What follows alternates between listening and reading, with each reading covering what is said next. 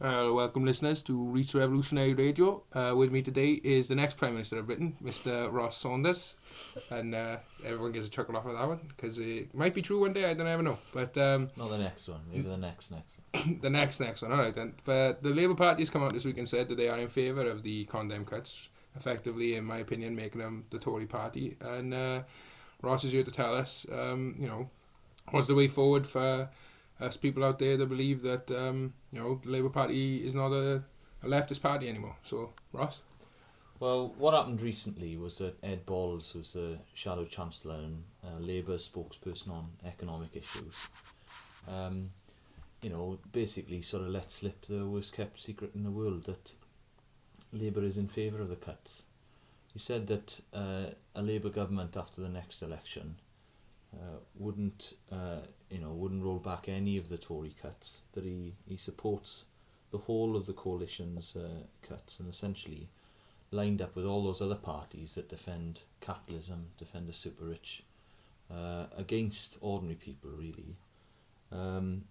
In the latest speech that he made, but it's not the only one. Ed Miliband has said very similar things. If you look at what Ed Ball said to the Fabian Society over the weekend, he said, we've got to find a responsible capitalism. Well, that's almost exactly the same as what Ed Miliband said just a couple of months ago. He's talking about trying to distinguish productive capitalism from parasitic capitalism, and compare that to what David Cameron said. He was talking about we've got to abolish crony capitalism and find a kind of progressive one. The reality is, and the reason they're having to defend that now, to claim that there's a kind capitalism, a kind of capitalism that would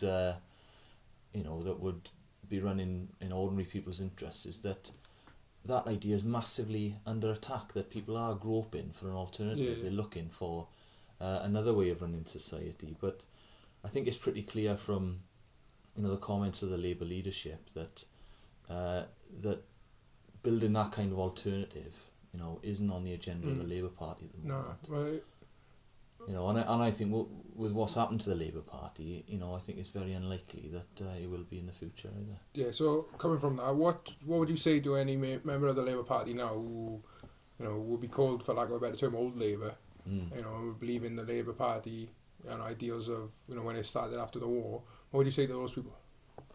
Well, I'm from a valley town in my in South Wales, from my stag, and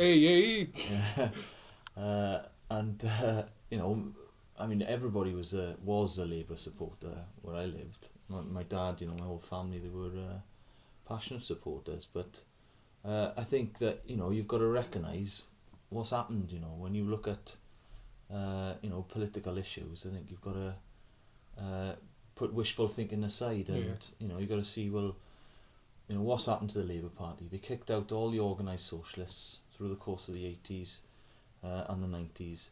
Tony Blair and his supporters took control of the party. They enthusiastically and on the basis of a lie went to war in Iraq, spent millions of pounds and hundreds of human lives as well in a war for oil, and presided over while Labour was in power. What happened to inequality in this country was that they, according to an independent report, the Rowntree Foundation, inequality was pushed to levels that we haven't seen since the Victorian era. Now that's not the action of a party that represents ordinary people. And I think that that it's inevitable that at some stage large numbers of people will realise that, and they'll recognise that they're essentially defenceless politically. That with all the attacks that are going on, the Tories, the Tory Liberal coalition, the big companies, the banks getting away with bringing our economy to its knees absolutely scot-free, that it's essential that they do develop that political voice. They develop a way of defending themselves politically, and changing the balance of power a bit. So now, what would you think would be the way forward now? From I wouldn't necessarily say fringe, because I think the more and more the Labour Party and the Lib Democrats show their real true colours, I think me personally, again, I know this is terrible journalism, but at the same time, I think the Trade Union Socialist Coalition is the only, way forward from a leftist perspective as a New Workers' Party. So, obviously you would agree with that, but, what are your thoughts on, the next step that we can all do as members of it to work forward for it? Well, it's a big step forward, that there are some trade union leaders like Bob Crow, a lot of the leaders of Bob Crow, the leader of the RMT, Rail Workers Union, and some of the leaders of PCS who organise the civil servants. So they recognise that we've got to develop, alongside fighting industrially in trade unions, we've got to develop a political vehicle to fight for us as well, and that's what TUSC, the Trade Union Socialist Coalition, came from. But I think that, much wider than that, one of the things that Ed Ball said actually in his speech to the Fabian Society recently was that they support the holding down of public sector workers' pay, alongside all the cuts, the job cuts, that's not bad enough. Yeah. They support the holding down of pay at a time when it came out just a few months ago that the directors of the richest 100 companies in Britain, their pay went up by 40%. But it's not a surprise, because look at the policy while Labour was in power. That was a policy of holding down public sector workers' pay. They said in the time of the boom that they can't have a pay rise because it would be inflationary. So they had below inflation pay rises, essentially pay cuts. And now that there's a recession, they can't have a pay rise because there isn't the money for it. So effectively, if you stick with Labour, you've got to reconcile yourself to the fact that ordinary people are increasingly getting a smaller share of the wealth. Yeah. Well, I think we can do a lot better than that. And what I would say to trade unionists is stand in elections. Yeah.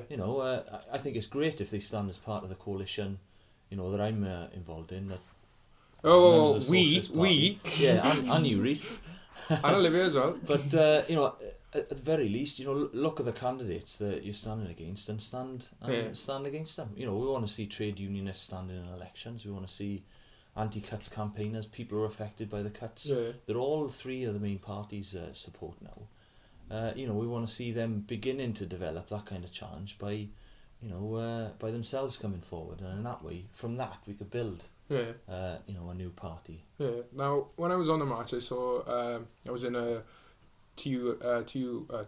just say because I can't abbreviate, Trade Union Socialist Coalition meeting in Rugby, and Dave Nellis spoke. Bob Crow was supposed to be coming out, but Dave Nellis spoke instead, and he told us a story of there was a big capitalist in London, I forget his name, but he bought a £140 million penthouse apartment for himself, where they, at the same time, they make in the City of Coventry make £140 million cuts in their budget. So, how would you think, how would you suggest to people to, make points like that to just regular people who meet on the street, that these people aren't, the cowboys in white hats as we thought they were told, grown up and told to be here, they are, if you will, Yeah, I mean, that's right, the mantra coming from the time of Thatcher, and actually all the parties who accepted Thatcherism, including, Tony Blair and Gordon Brown, was that the financial services sector and, the parasites, who run it at the top, that they were so important to our economy that we had to bend over backwards, give them tax breaks, allow them to accumulate these riches and not have to contribute to the cost of society, because if they weren't here, working their magic, then we'd be in trouble. Yeah, well, what we've seen be without them, look where we are with them. Look, we've seen the contribution that they've made. That Britain was more exposed to the financial, to the credit crunch than almost any other part of the world because of the domination of financial services. Well, that's very true. Thanks a lot for that, Ross. This is we only can do 10-minute intervals, so comments I suggest and other people listening to comment on the forum. Feel free to do that. It'll be a weekly thing now. Hopefully we can start doing it. If there's any topics that you would like to hear on Reats Revolutionary Radio, just send me a message or post it on the Facebook, and we'll get back to you. So thanks a lot, Ross. No problem. Prime Minister soon to be 2012. And he can start for Cardiff City as well if he wants. So thanks to our comrades, and keep your head up. We'll beat them one day, right? So see you later. Cody Reats signing off.